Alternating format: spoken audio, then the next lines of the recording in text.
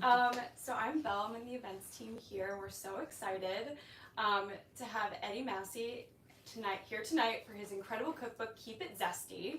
But before we get started, I want to point out some logistics for how tonight's event is going to go. If you choose the restroom, it's right here next to the moleskins. And we'll be doing a hand-raised Q&A at the end, so try to think of questions now for that.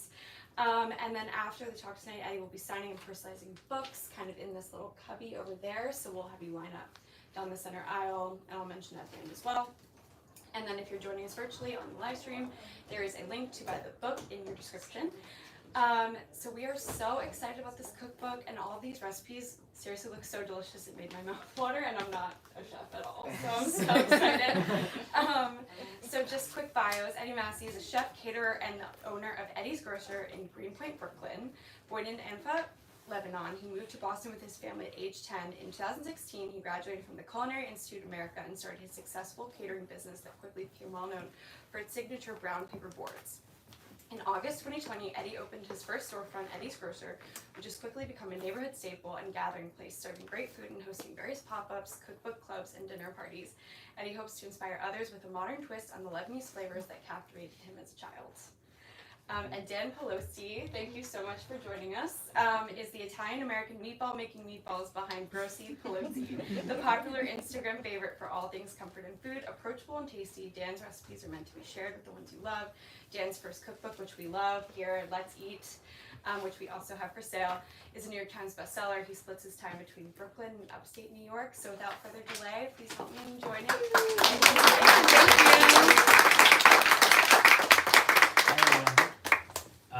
Welcome.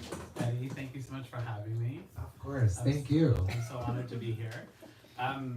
Eddie means the world to me, and I'm so grateful that he asked me to do this. I wanted to start, I was trying to figure out just sort of how to open this and say something really lovely about you. So I decided to quote Oprah. So I'm just gonna read a little Oprah quote. Really perfect. Something very Eddie. Everything Eddie does is an Oprah quote. She is the mother I never had. She is the sister everybody would want. She is the friend that everybody deserves. I don't know a better person. Oh. That's how I feel about Oprah. That book. Eddie, congratulations on your book. Thank you, baby. Thank you for helping me get this out. So, I haven't really looked at it. What's it about? I think he's like the first person that has seen this outside of me. I'm nosy. Okay, so Eddie, you begin the book with a very personal story. It starts in Beirut, it goes to Brooklyn, and then it goes to Boston, and then it goes to Brooklyn. Yeah. So quickly, just sort of take us on that journey. So I was born and raised in Lebanon, and then I moved to the U.S. when I was 10 years old. But growing up in Lebanon, I grew up in Enfi, and it's a small fishing village up north. And basically, that's where I spent all my time. And then I would also travel to Geneva in the summers because that's where my mom grew up. So learned a little bit of French there, and we went to French school. Lebanon was taken over by the French until the 70s, so there's a lot of French influence there. So there's some French influence with the food as well. And then after Lebanon, I moved to Boston when I was 10 years old, like I said, in 2004. And that was a whole other world for me. I did not expect what was coming at me. I'd watched Lizzie McGuire, and that's rare. That's what I thought the US was, and it was not at all. And really going through the cafeteria line with the styrofoam platter, that was crazy. You had a platter and the milk box and the whole thing, and I just felt like everything was golden in a way, and just lots of dipping sauces, lots of ketchup and little things on the side, and it was just very weird because in Lebanon you just eat a manouche for lunch or a tartine with labneh in it, nothing crazy when you're at school. And so it was crazy to see what people were eating here, and then they would come out with a cookie cart or ice cream cart, and I'd be like, wait, what is going on? And then I grew up in Boston, went to college at the Culinary Institute of America, and graduated in 2016 before moving to the city. And when I moved to the city, I started working at different restaurants and then started my own catering company, and that's when we got to the grocer. It's amazing. I love you talking about sort of the Mediterranean, not the Mediterranean diet, but the food that people in the Mediterranean eat versus food in America, and I think it's so fascinating to hear kind of like the differences and also your response, because you would think that like a kid, you know, a 10-year-old coming would love like a cookie cart and all those things. Did it excite you or did it scare you? I couldn't tell. I think it's a little bit of both. But then like people like did not like olives or like did not like things that I like grimy things, which I loved so much. And I was like, wait, what's going on? I also like I moved here and I didn't know what sumac was called, and you know, like here, and I was like, I missed that, and I was like, why is that not in food? Like I loved like the tanginess of sumac, and like that's at school in Lebanon we had like a bagel, like a Jerusalem bagel, and it had sumac on it, and that's what I grew up eating. So when I came here and it was like a bagel with cream cheese, I was like, what is this? So it's like those were the flavors that I missed. But it was like a 10-year-old walking around asking for like sumac is sort of and I felt like everything was missing lemon. Like I had never eaten fish without lemon, or like soup without lemon in it. Like our chicken soup always had lemon, and I'd be like, why is this so bland? And then I realized it was missing lemon, and you know, school lunches do not have lemon or acid in them. That's just for your sure. Coca-Cola. Yes. Maybe a flight. Yes. You can like rinse it off. Okay, so I love this, and I love that sort of like all these things that when you moved here, you were yearning for. You are now in your next phase post the CIA. Is that what we call it? CIA, yeah. CIA. Unfortunately, You're now sort of like providing all of the things for 10-year-old Eddie and out of a corner in Greenpoint at Eddie's Grocer. Yeah. So, and the story of how that happened is just like so lovely. So tell us like your favorite moment of bringing Eddie's Grocer to life. I mean, my favorite moment is my Greenpoint community. Like, Greenpointers are amazing. You know, we have an Instagram called Greenpointers, but I love the Greenpoint community. I started with farm to backyard dinners. So I started this, I think it was 2018. I started doing the dinners in the backyard. Mila, who's my best friend, who's the head chef at the Grocers here, but we lived together and it was our backyard.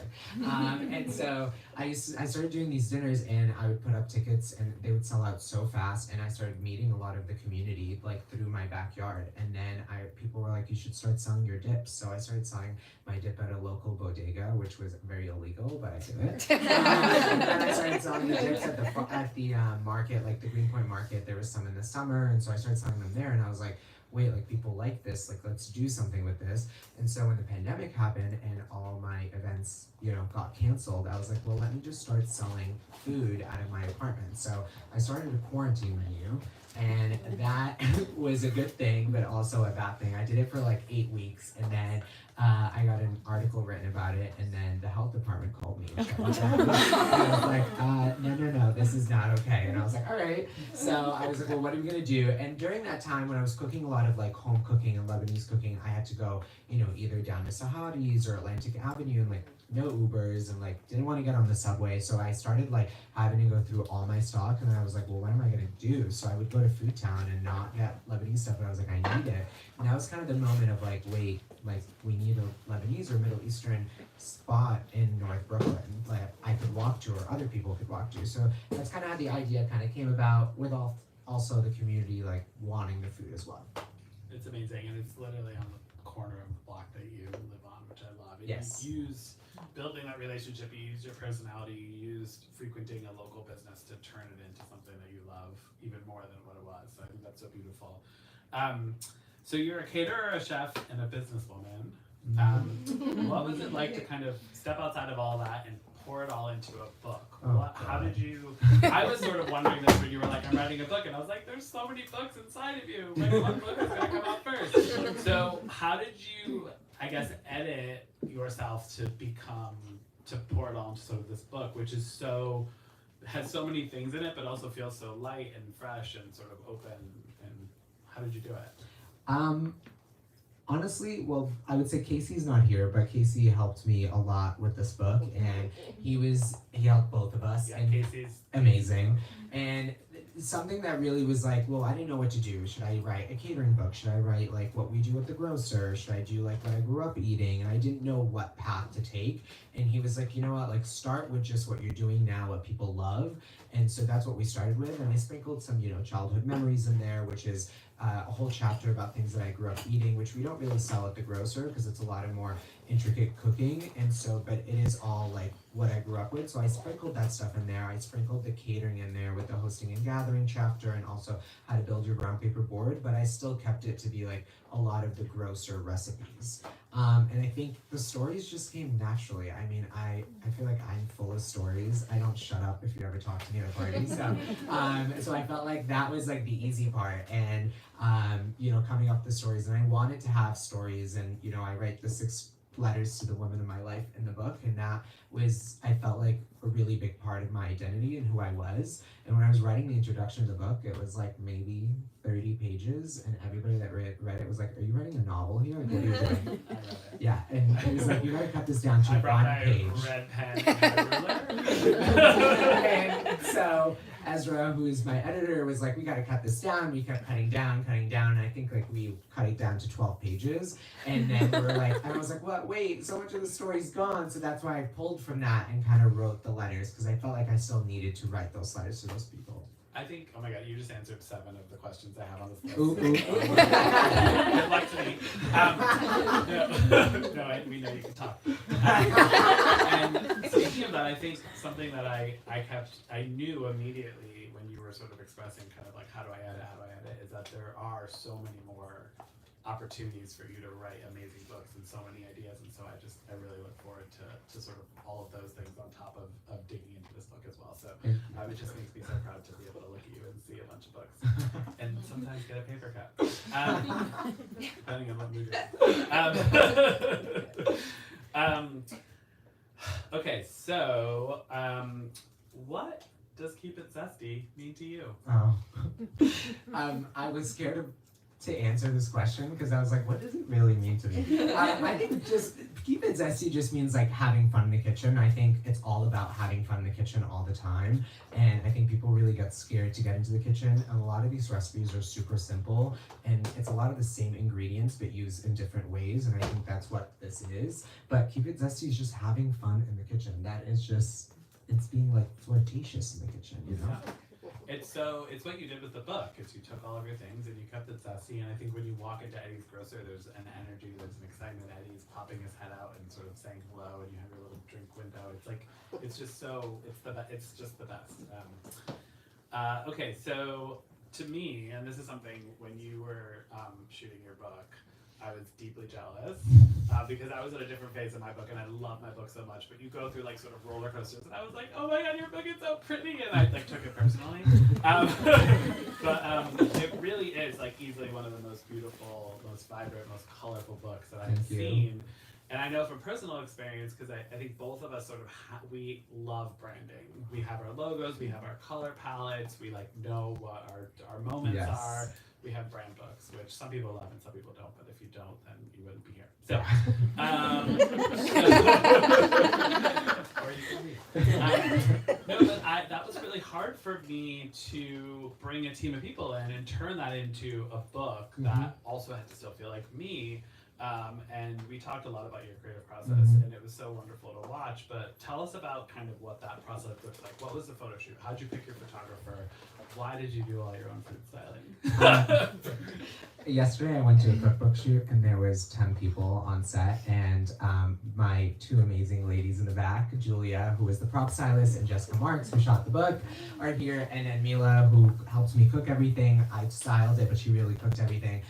It was literally the 4 of us, and it was crazy. And so, and cooking a book cooking for the shoot is not easy, and there's so many different steps, and it's kind of staying on track. And Jessica and I planned for months. And Julia, and we were on Zoom call after Zoom call. I called her more than I called my parents. I called her so much, and she answered every phone call. And I think it's all about planning ahead, and we're such a small space, which is nice but not nice at the same time. Like you can move things around, but then it's really nice to have space to lay things out. And at the time we had our big 12-foot deli fridge. Now we don't anymore, which would have made the shoot so much easier. But it was just like a different time at the grocer, but it was crazy to have only 4 people work on all of this. Like that was nuts. I walked in and Julia had all of her props at the deli case on all the different shelves, keeping them nice and chilled. It was great. But no, it's stunning, and I think really when I tell people about the book, the first thing I say is that I just think it's so pretty. So congrats, and it matches Thank you. everything you're wearing and doing in your whole life. So. All the shirts during the tour have to match the book. Yeah. That's my tip. I actually had to match the book. Yes. Yeah, I did it. You Okay, did. good. I'll confirm that for myself. Okay, so back to the grocer a bit. So much of the the greatest hits and beyond of Eddie's Grocer are in the book. Did you have any anxiety of sort of letting your secrets out into the world? No, not at all. I feel like there's even more secrets to things. Like, we've adjusted the recipes since we've written them a few years ago, and I think a lot of these recipes were written for like 40, 50 portions, and then we had to cut it down for a home cook and maybe take a few ingredients away. And so I think it is a lot like what we cook at the grocer, but you have to adjust so many different things. And I do think at the end of the day, people just love to come in. So I think, Well, they do, but also I know from experience of sharing so much of you with my grocery community, everyone says, oh, I wish I could get to Greenpoint, but I live in Wisconsin. yes. And so this is such a beautiful way to share what you're doing and give it to people and give them the power to make your food, which is I just think that's like the best part of doing this, right? Like that's why you're writing the book, is because if they can't make it to the flagship, right? Yes. They get to The one and only. They get to make it at home. Yes. Which And- is beautiful. And I think also it's really nice to be able to like be part of people's homes in a way as well, like bring our food to them. And also the spice blends, a lot of people are not able to get za'atar or different blends and baharat and things like that. And I've written all the different recipes for those in there. And I think that's also really nice in case you can't get those Middle Eastern staples. There's a lot of Eddie's tips throughout the book, Mhm. which I love, because I love giving advice just as much as you do. Yes. What's the sort of number one Eddie's tip that we want to take away from Keep It Zesty? Is there a tip for your tips? Ooh. I think listen to the tips. But also I'm really big on freezing. Like I really like to make things in big batches and freezing them, and I write that in the book a lot. And I think people get scared to freeze things, and I'm like, do it. Like we have a huge freezing culture in Lebanon, and so like when your grandmother's making grape leaves, she's making like so many and then putting them in the freezer, or kibbeh or kafta, or all these different things. And I think here we make things in smaller portions and it's done. But I think for a New Yorker, like if you're gonna spend time to do it, then like at least have 2 to 3 meals out of it. So that's my biggest tip, is that a lot of things are freezable, and it says it throughout the book. And I think, yeah, people should not be scared of freezing. Oh, absolutely. I mean, I talk about it all the time. That's the best. My grandparents also freeze everything. Your whole grandfather's basement. My grandfather has 5 freezers. Yes. One of them we found a pound of butter from 1969 last year. But he's Wow. 102. So I promise I won't talk about myself. I actually had to sign a contract that said that. Just so he knows me. Okay, so let's talk about the brown paper board. It's like Yes. really your signature. Give us like the sort of like, when were you like, oh my gosh, I have to do a brown paper board, and like what is your number one like sort of like, here's how you're gonna do it at home? So I was much younger, starting my catering business. I would forget stuff all the time. Now it's all about lists. But back in the days, I'd forget things all the time. And one day I left for a shoot catering, and I forgot all the platters. And I got there, and my friend who's a stylist was on set and was like, we have paper, like butcher paper, just throw everything on there. And it was like a build your own taco day. And so I had the aluminum pans for the chickens, but then everything else I was like, you know what, I can just throw it right on here. And I did it, and that's kind of truly how it started. And then from there it just started growing and growing, and I was like, wait, I can have fun with this. But also like lugging platters is the absolute worst. And I used to, Mila knows this, these were the hard days. I would go cater in the morning in the city, like breakfast, and then come back and cook lunch, then go back and bring lunch, and then take the platters from breakfast and then go back and pick up lunch platters. So you're doing almost 4 trips back and forth, and then cooking for the next day and shopping. This was before Instacart days. On the subway. On the subway, because I didn't have enough money to take Ubers back and forth. It was hell. Mila would help me with these during the summer, and it was absolute hell. So I was like, wait, no more platters. I don't even have to go back after lunch. Like then I could just stay in Greenpoint and keep cooking for the next day. So that is really truly how it all started. Incredible. Yeah. I love it.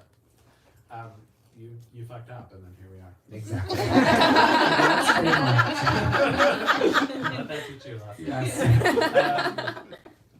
Okay, so the secret is out. A secret that I did a pretty good job of keeping. Yes. You Yes. met Oprah. Yes. Who's your number one person? I mean, still personality. There's a lot of other important people in your life. What was it like? Like what happened? Did you black out? I did black out. That's the thing. I blacked out, but they taped the whole thing, so I have the whole thing on my phone. And thank God I did, because I would have never remembered anything she said to me or anything that I said to her. But I truly kept really calm, and I was so proud of myself because I didn't know how I kept calm. So what happened was I was invited to her office, and I was waiting for her in her office, and like out of nowhere, like Oprah walked in, and I was in there for like 12 to 15 minutes waiting for her, and I was sweating like bullets. Like I was wearing a suit and I was sweating from every part of my body, and I was like, how am I gonna even do this? Like, am I gonna faint? Like I hadn't drank water. I was like spiraling, and she's on the 55th floor, and I'm watching people like ants walking downstairs, and I was like, what is going on? And like she's in another room like recording something, and I could see her recording it, and I was like, this can't be real. And they like the producer threw me into the room and was like, wait here. And I was like, what do you mean wait here? And then she just walked in, and she was like, Eddie with the pink TV wearing the pink suit. And I was like, she knows who I am in my head. And I like went in. Nailed the brand. Yeah, she really did. And I like went right in for a hug. And I was like, you gotta get a hug in. Because Mila was like, are you gonna hug her? And I was like, I don't know. I got 3 hugs out of her in 12 minutes. But it was insane. It was insane. And I got to show her this story in the book, and just tell her how big of an inspiration she was for me. And she really helped me come out of my shell and come out. And watching her show over the years was really, really big inspiration. And so I got to say that and show her the book. And then she asked if I travel and cook like on the road, and I was like, yes, I do. I will close the grocery and be right there. And it was just imagine. Yeah. Oh my god. It was like the best 12 minutes of my life with her. Yeah. I love it. I've seen a lot of the videos beyond. I was sobbing that day. Too much.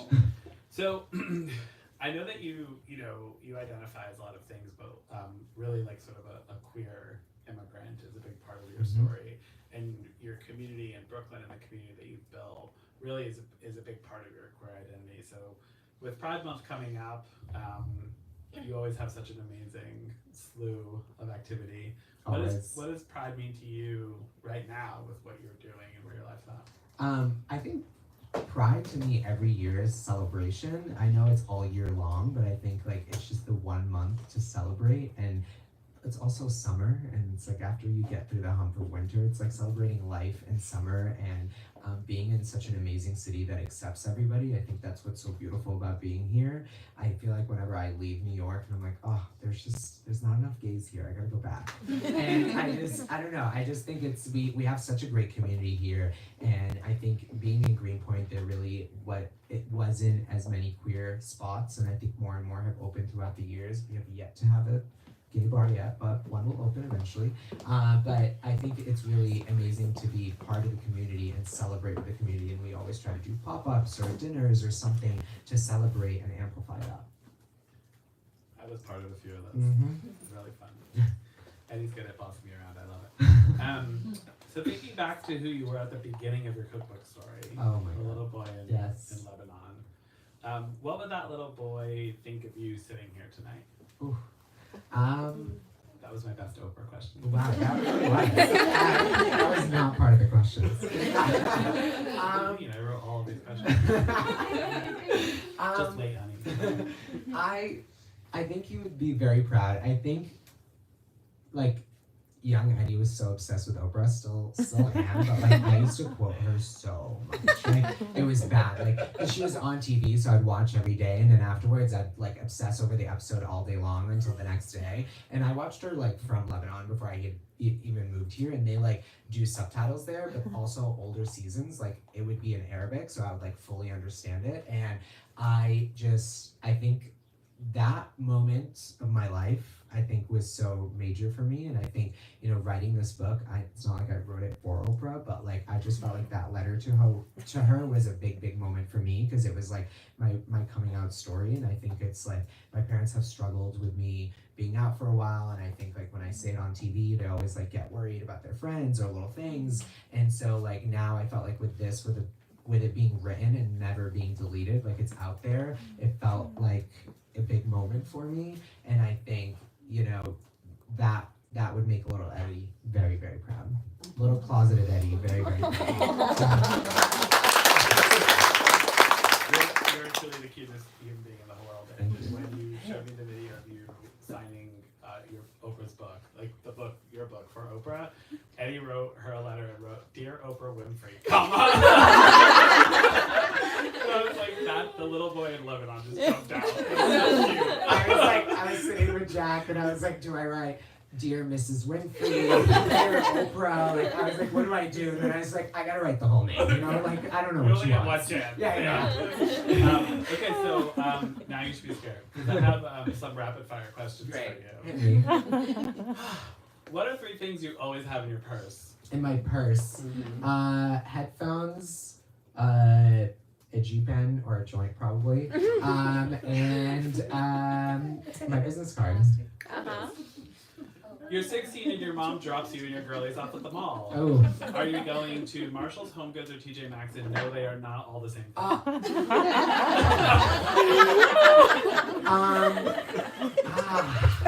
knew this would be hard for you. I wanted to destroy you. I would. I know. Marshalls. Okay.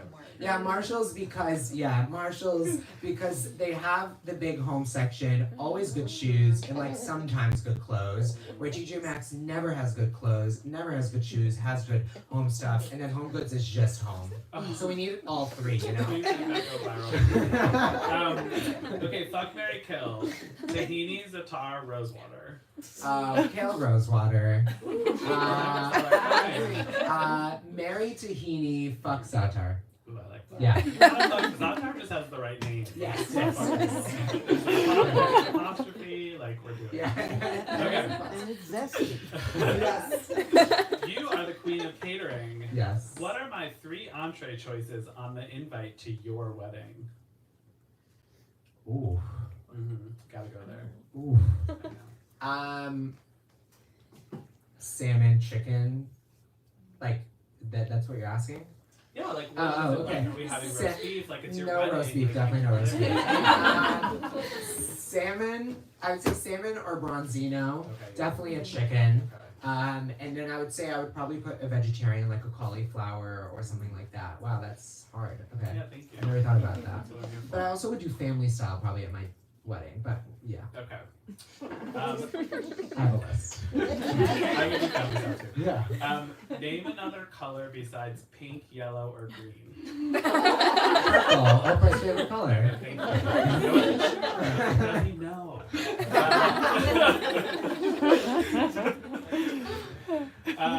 Now that you have met Oprah, name another reason to live. I texted Neil the next morning and I said, do I have to show up to work? And I also said, if I slipped and fell in the shower and died, I'd be happy.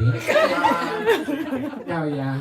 Okay, great. Really no. Well, another reason is to cook for her. Oh, yeah. Yes. That's a good Yes. Okay, last rapid fire question. Mhm. Based on all of these questions, would you ever ask me to do this again? Yes, I would. Yes. Okay, great. So let's turn it over to some audience Q&A. Yeah. And I am going to repeat the question before you answer it, so chill. Okay. Yeah. How did the connection to Oprah happen? Okay, maybe we can all hear the question. You good in the back? Okay, great. Oh, Carly, my publicist is here, who we've been working on this for years. I would say it all started. I'm trying to think. So I've been stalking her like her assistant, social media person for years. His name is Joseph. You found a gay. He's a gay, and we look like twins. Twins. It's literally, he's bald, beard. We like look exactly alike. I've been stalking him for years. He's been working at the Oprah magazine for 10 years. He was Gail's assistant, then became Oprah's assistant. And so I've been stalking him for literally years, DMing him, all that. Then finally, he had never answered me. And I was like, Carly, let's email him. And so we started inviting him to the pop-ups at the grocer. Like every month we had a pop-up, every month we invited him. And then he finally came to one in July, and last year. And he saw the TV and like loved it and like thought it was all like really cute. Saw all the Oprah stuff in the store. And then from there, like that was kind of, we didn't really hear from him. He started following me. I was like, okay, great. And I started like reacting to myself. I was like, okay, great. Then I saw him at the Beyonce concert, which Oprah was at with him. And so then I DM'd him then too, and then started telling him about the book. And then when we were done with the PDF of the book, we sent it to him. Did not hear from him, and then he showed up to the grocer and told me that Oprah wants to meet you. Wow. Like in your store, he told came you? to my store. Outside. He took me outside. Yeah. There's a video of me like outside. Yeah.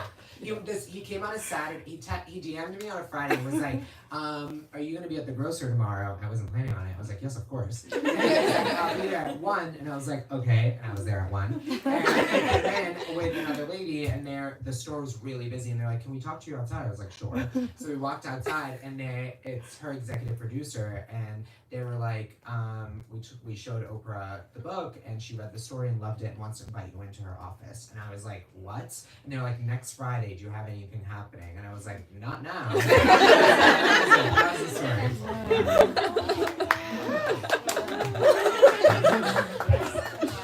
So stalk people on Instagram. Everyone in this room is going to be going through that tonight before bed. It's so soothing. I was in Sicily on like a dream vacation, and you called me, and I was sobbing, like on a cliff somewhere. And then for 7 days, I couldn't sleep from that Saturday to Friday, or 6 days. So I was like, Gorgeous. Another question? I mean, you can't really after how you feel. Still processing. Yeah, process. Great. Yes. How did writing the book and like working through the book change your relationship to the grocer or also cooking in general? that's a great question.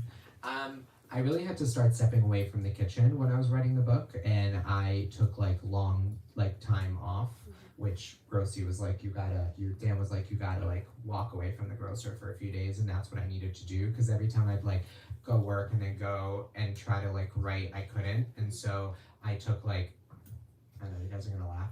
I went to Chicago, Oprah's favorite city. That is why I went for 7 days, and I stayed there on my own, and I wrote a big chunk of the book. Yes, of course.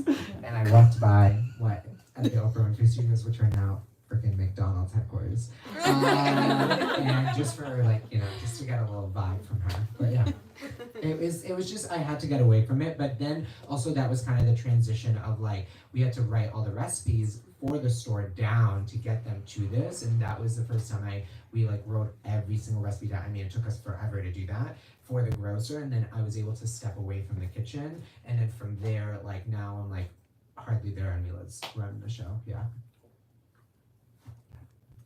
I'm sorry I came in a little late. I accidentally went to the other place, but we did too. That's what I kept telling myself, don't go to the other We one. need a jitney between the two. I was thinking of the moment. I was excited. I just pressed the wrong place. Anyways, so I'm sorry if I'm repeating a question that may be something you addressed, but I know that there's such a family and ancestral connection to all the food that you're sharing.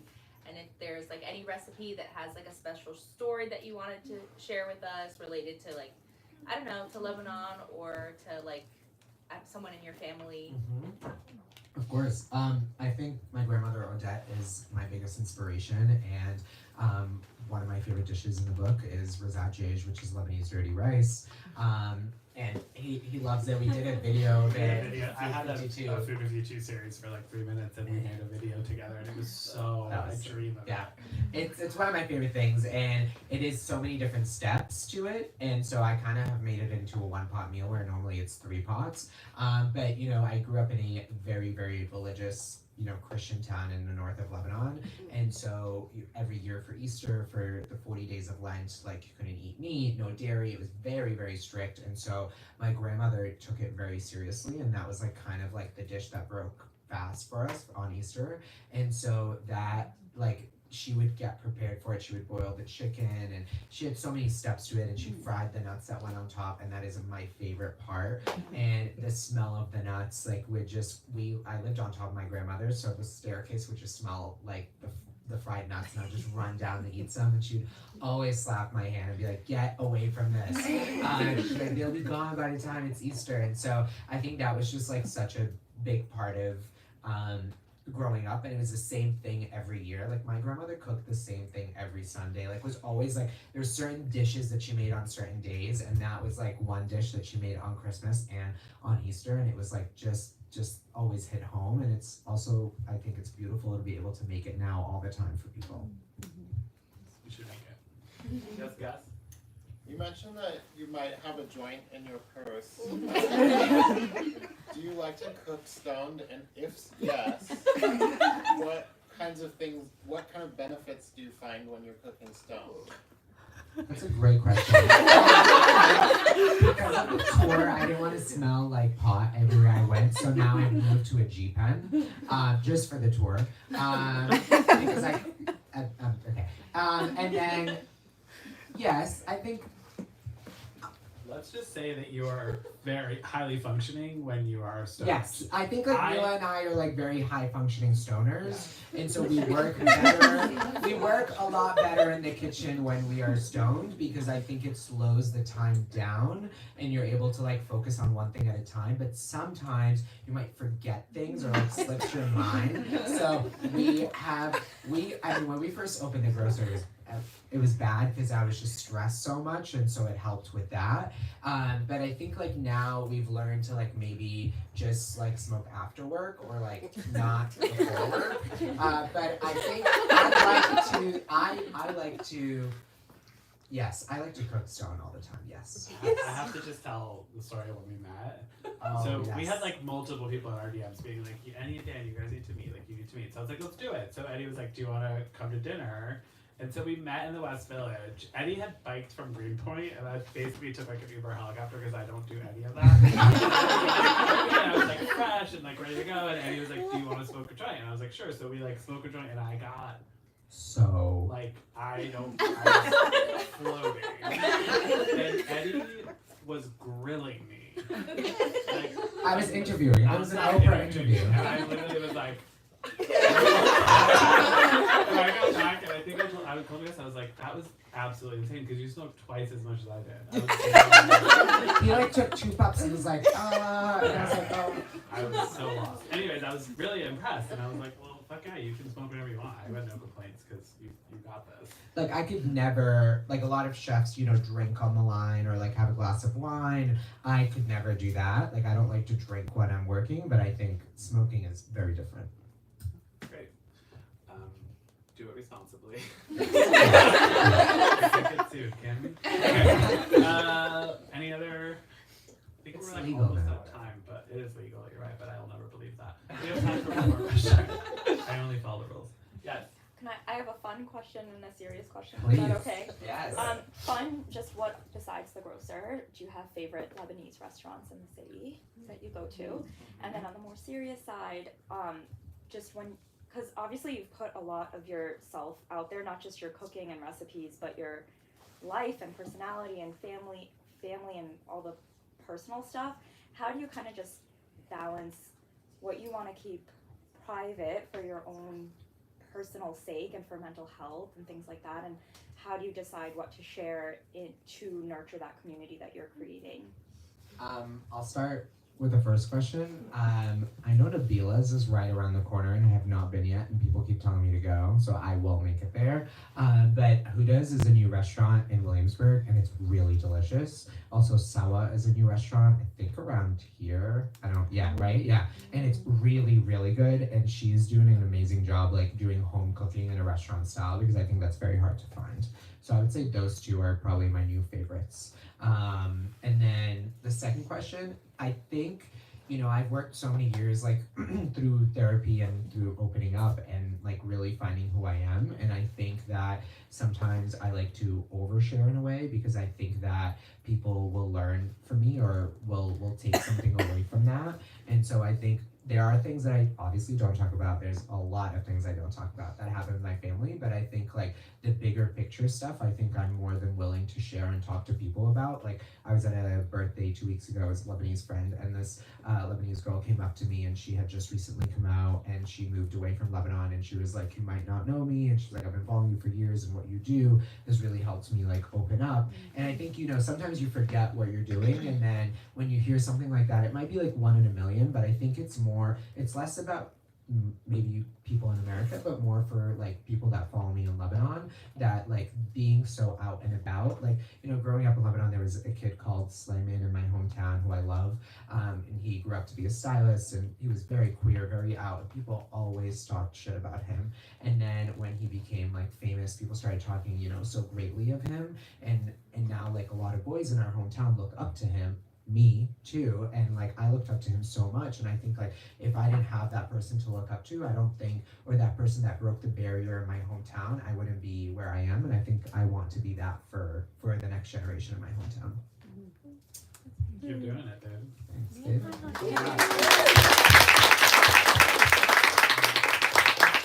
you. Okay, so really quickly, Yes. Thank you all, everyone, for coming. Thank you, Dan and Eddie, for this amazing chat. I was laughing so hard.